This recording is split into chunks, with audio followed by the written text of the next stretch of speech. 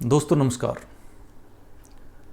दोस्तों पहले भी हम वास्तु के बारे में जिक्र करते हैं, लेकिन आज हम मुख्य रूप से नींव के बारे में चर्चा करेंगे, क्योंकि मकान की शुरुआत नींव से होती है। और कहा भी गया है, हमेशा कहते हुए सुना होगा कि मकान की मजबूती उसकी नींव में होती है। जिस तरह से मनुष्य की जड़ रीढ़ होती है, यानी कि रीढ़ की हड्डी से मनुष्य चलता है, उसी तरह से मकान की नींव जितनी मजबूत होगी उतना ही मकान मजबूत माना जाएगा। क्योंकि दरवाजे खिड़कियाँ ये तो सब नॉर्मल है, कॉमन है, इनको तो कभी बदल सकते हैं, लेकिन अगर नींव कमज़ोर रह गई तो दोस्तों मकान टिक नहीं पाता। उसमें रहने वाले हमेशा इनसिक्योर फील करेंगे, हमेशा उनके अंदर असुरक्षा की भावना बनी रहती है। तो दोस्तों नींव के बारे में हमारे वास्तुशास्त्र में जो बताया गया है वो आज हम आपको बता रहे हैं कि नींव की शुरुआत किस दिशा से करें। ये सबसे पहला मकान के बारे में सबसे पहला फैक्ट है, तथ्य है कि नींव की शुरुआत रखते वक्त, नींव की शुरुआत करते वक्त क्या ध्यान रखें। हमारे वास्तुशास्त्र के अंदर ये सूर्य और चंद्रमा पे आधारित बताया गया है कि सबसे पहले तो जब मकान बनाते हैं, मालिक की जन्म कुंडली देखकर उसकी राशि चेक करें, उसकी कौन सी राशि है, और मकान की नींव रखते वक्त चंद्रमा उस राशि से किन स्थानों में है, यानी कि जो जन्म की राशि है उससे किस राशि में चंद्रमा है। शास्त्रों में लिखा गया है कि चंद्रमा उस राशि से, मालिक की राशि से 4, 8, 12वें स्थान में नहीं होना चाहिए। वो राशि चेक करके जन्म कुंडली में चेक किया जा सकता है, क्योंकि चंद्रमा 2.25 दिन एक राशि में रहता है। 13 डिग्री 20 अंश चलता है वो। सूर्य 1 डिग्री 1 दिन में चलता है और चंद्रमा 13 डिग्री 20 अंश 1 दिन में चलता है। चंद्रमा की पोजीशन सबसे पहले देखकर नींव की शुरुआत करें। फिर नींव की शुरुआत जब करें तो क्या ध्यान रखें दोस्तों, उस दिन चेक करें कि सूर्य किस राशि में है। उस राशि के आधार पे दिशा तय करनी होती है।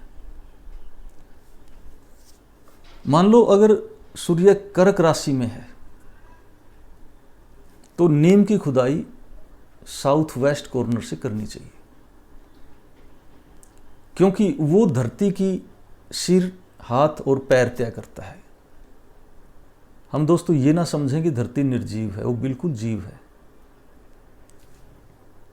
खाद्य पदार्थ एक ही स्थान पे, एक जगह मूली अलग स्वाद है, गाजर का अलग स्वाद है, गन्ने का अलग स्वाद है। वो धरती माता ही तो दे रही है। शास्त्रों में धरती की पोजीशन बताई गई है कि उसका किस महीने में सूर्य किस राशि में रहता है, तो उसका सिर किधर होता है, पैर किधर होते हैं और हाथ किधर होते हैं। उसी आधार पर नींव की शुरुआत बताई गई है। जब सूर्य कर्क राशि में हो तो नींव की शुरुआत नैऋत्य कोण यानी साउथ वेस्ट से करनी चाहिए।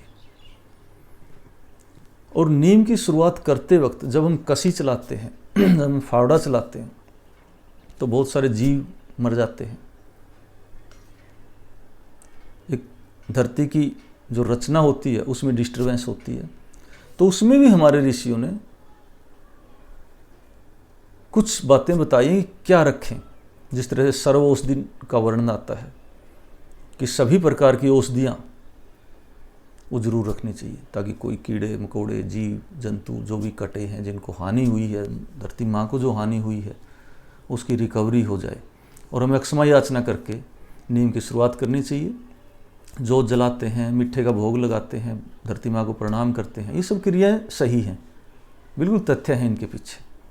हमें इसी तरह उनका ध्यान रखते हुए नींव की शुरुआत करनी चाहिए।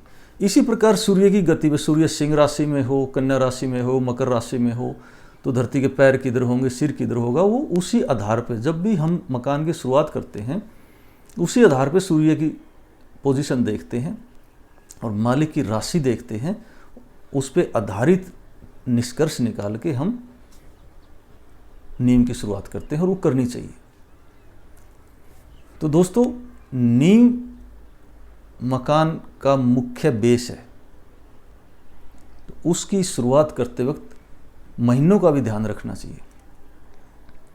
हमारे वास्तुशास्त्र के अंदर महीनों का भी वर्णन है कि किस महीने में शुरुआत करने से क्या फल मिलेगा।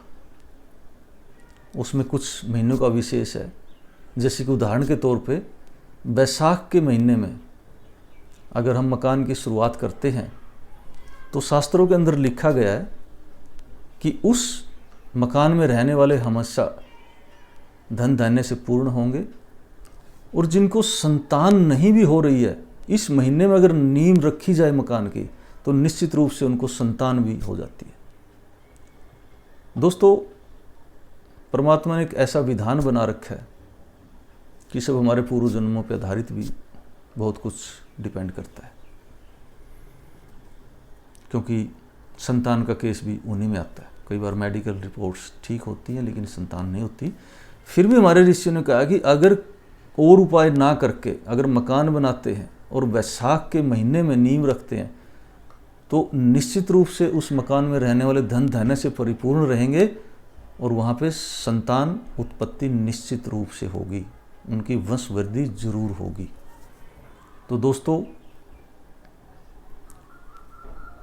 ये हमारे शास्त्रों की ताकत है और ये बिल्कुल साइंटिफिक चीज़ें हैं और ये सारी तथ्यों पे आधारित चीज़ें हैं। आप इनका प्रयोग जब करेंगे आप हैरान रह जाएंगे कि निश्चित रूप से जो शास्त्रों में लिखा है वही फल हम पाते हैं और वही पाएंगे, क्योंकि प्रैक्टिकल करने के बाद मैं आपको बताता हूँ। शास्त्रों को पढ़ते हैं हम, कुछ डाउट्स रह जाते हैं कि ऐसा कैसे हो सकता है, उसको करके देखें, प्रैक्टिकल रूप में उसको करके देखें क्या रिजल्ट आता है। आप 5-7 मकान इस महीने में रखवाइए, जो जिस महीने का वर्णन है उसमें देखिए और उसमें होती है नहीं होती है। हमारे शास्त्रों में तो कपड़ों का भी मुहूर्त बताया गया कि फर्स्ट टाइम कपड़ा सीलने के बाद फर्स्ट टाइम किस नक्षत्र में पहने और उस नक्षत्र का क्या फल होगा।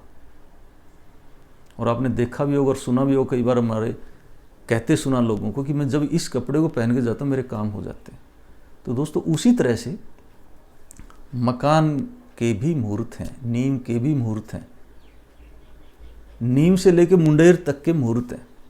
छत किस मुहूर्त में डालनी चाहिए उनका भी वर्णन है। अग्नि, पृथ्वी, वायु, जल, आकाश 5 तत्वों का ध्यान कैसे रखा जाए उसका भी वर्णन है। इसलिए दोस्तों, शास्त्रों का सहारा लेके हम अपना जीवन बदल सकते हैं और हमारे जीवन में हम खुशियां भर सकते हैं। और ये एपिसोड हम आपके कल्याण के लिए लेकर आते हैं और बिल्कुल तथ्यों पर आधारित और शास्त्रों से निष्कर्ष के बाद, शास्त्रों के निचोड़ के बाद लेकर आते हैं ताकि सभी का कल्याण हो। और हमारे ऋषियों ने जो शास्त्र लिखे हैं जन जन तक उनको पहुंचाना, ये भी हमारा एक कर्तव्य है। और हमें खुशी होनी चाहिए और हमें बड़ी खुशी मिलती है जब लोगों के अच्छे काम होते हैं, जब लोगों का कल्याण होता है। जय हिंद।